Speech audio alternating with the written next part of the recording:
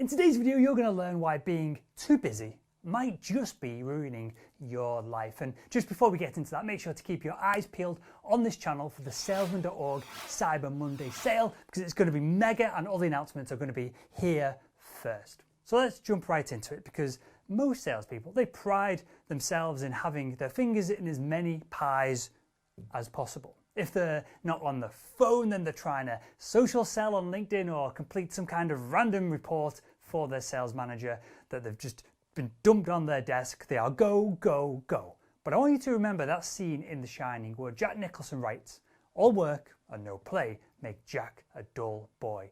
And he writes it a billion times over, and then what? He goes absolutely mental. And this is what's going to happen to you. You spend too much time working and not enough time playing. Of course, maybe you won't be chasing your family around with an axe, but a workaholic lifestyle can be genuinely really harmful. So in today's video, I'm going to show why being busy might be just about ruining your life and how you can then divide your work and playtime evenly so you don't miss out on either of them. Hi, I'm Will Barron, founder of salesman.org, where we make selling simple. Salesman.org uncovers your selling flaws and then tells you how to fix them, and you can click a link right in the description if you want to check it out today. So I'm going to share 3 ways that you can be less busy and more productive in this video. But the key takeaway from this video, the one thing that I want you to drill into your brains, is that there's a remarkable difference between being productive and being busy, right? So being productive means that, well, you're just getting stuff done. Simple as that. You're closing sales, you're reaching out to clients, you're doing the things that move the needle. At the end of the day, you can prove that you've made progress towards the one thing that really matters in sales, and that is winning new business. Being busy, on the other hand, means that you're always doing stuff, regardless of how important it actually is. And being busy doesn't mean that you're accomplishing anything. Likely it means that you're not accomplishing that much at all. Made visual, the difference between being productive and being busy looks a little bit like this, where even though the busy person over here is getting more stuff done, more tasks done each day, well, they're not driving as much revenue as the productive person. They're getting outperformed in the only metric that matters, and that is revenue driven. And the good news is, with all this, I guess, that your competition, well, they're probably busy. They're probably busybodies, and they're probably not very productive. So if you can become more productive in your own ways, as we're going to discuss in this video, you're going to have an incredible selling advantage over them. Now, being busy is even more insidious than just ruining your chances of hitting your sales target, because being busy will ruin your life through this exact process. So you're never going to run out of crap to do if you're a busybody. Nobody cares about the crap that you're doing, because it is just random crap. Then because you're working on crap, you never get any respect from your colleagues and you never hit your sales quotas. This leads to a feeling of being overwhelmed. You may be feeling this right now as you watch this video.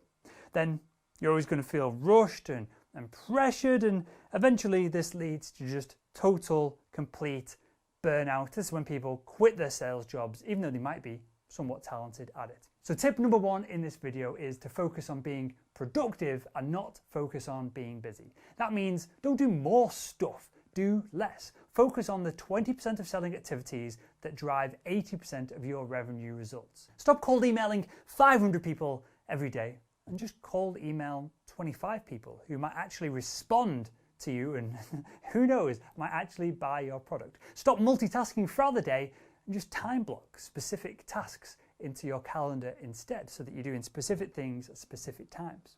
As soon as you start focusing on being productive and just focusing completely on moving conversations towards a close, a yes or a no, then the sooner you're going to relieve these feelings of overwhelm, these feelings of being rushed that you might have.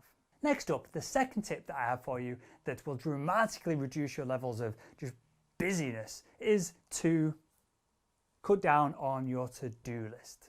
Before we continue, just have a little look at your work diary or your to-do list and count how many things you've got to tick off before you're going to sit back and you're going to let yourself relax. And I should just, I guess, interject here, you do have a to-do list, right?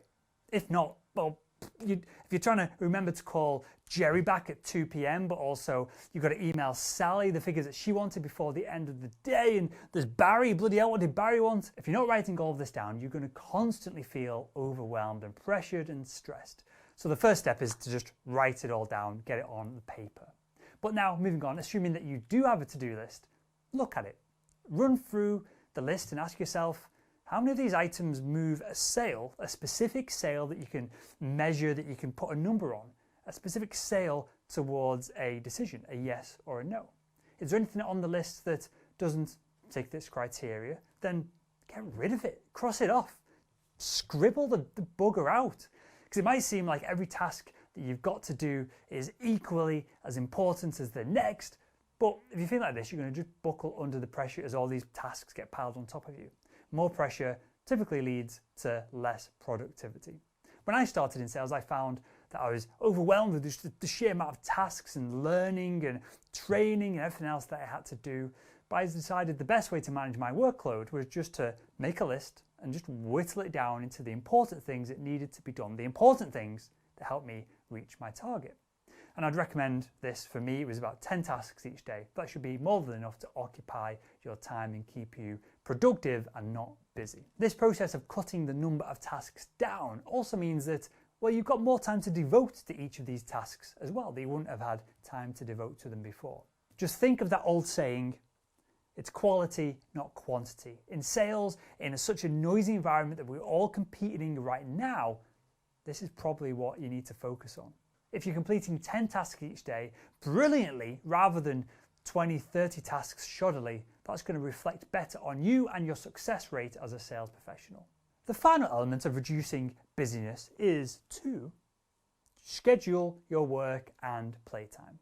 Because I often find that salespeople, well, they find themselves busy and overwhelmed, and it's because they've got no bookends to their days. They check their email as soon as they wake up in the morning, and then, well, they're checking their voicemails at the dinner table, and they're emailing late on at night as well. You can always do more in sales. You can always send more prospecting outreach. You can always reply to customer contact points quicker, but you've got to ask yourself, does it have to be done right now? And let me tell you, most of the time it can wait until you arrive at the office in the morning, or you can reply the next day if someone emails you at 11 o'clock at night. The reality is, anyone who has a life, anyone who's successful, the customers that you're dealing with, if you're dealing with the C-suite, if you're selling up the food chain as you should be, as we always recommend that you should on this channel, they don't care if you email them at 11:05 in the evening or 8 o'clock the next morning. They just want a reply so that when they hit the office, their day isn't being held up by the information they've asked for. So bookend your days. Don't check work email or get on LinkedIn before 8, 9 a.m. and stop replying to people after 7 p.m. at the absolute latest. If it's an emergency, fine. Maybe that crops up once a quarter, if that. And if your boss doesn't like it, tough. As long as you're hitting your sales target, they're not going to pest you about any of this for too long. As soon as you do this, you're going to find it very difficult to be quote unquote busy in the evenings. You're going to realize that you've probably been using work, sales as a crutch to avoid going out spending time with your family, or perhaps even starting that hobby that you've always wanted to start. And remember, all of this is coming from someone whose whole business, whole content model, the whole working life is based around helping salespeople become better performers. So listen to me when I say this. There's a lot more to life than just your bloody sales job. Sales is the quickest, least risky path to becoming wealthy. It's an incredible job to have. Just don't forget that it's a job. It's a vehicle. It's the car to get to the destination. It's not the destination itself. So to quickly recap and wrap up this video, busy people get no respect. They do not hit their sales targets. They suffer from a feeling of anxiety and overwhelm, and eventually they burn out and they quit. So 3 steps to protect against this are to be productive, not busy. So to only complete tasks that move sales towards a decision, a yes or a no, a close or a no. Dump pretty much everything else. Dump everything else that you can get away with. Have a short written to-do list. Get rid of anything that doesn't move you towards your sales targets. And finally, bookend your days. Have a firm start and end point so you can't use work as a crutch in your personal life. And there we have it. If you do those 3 things, you're going to find yourself wasting less time, being less busy, and closing more deals. If you enjoyed this video, make sure to click subscribe, click that like button, make sure to keep your eyes and your ears and whatever senses you're throwing at this YouTube channel as we go through these videos peeled for the Cyber Monday salesman.org sale, which is coming in the next few days. And with that, I'll see you in the next video.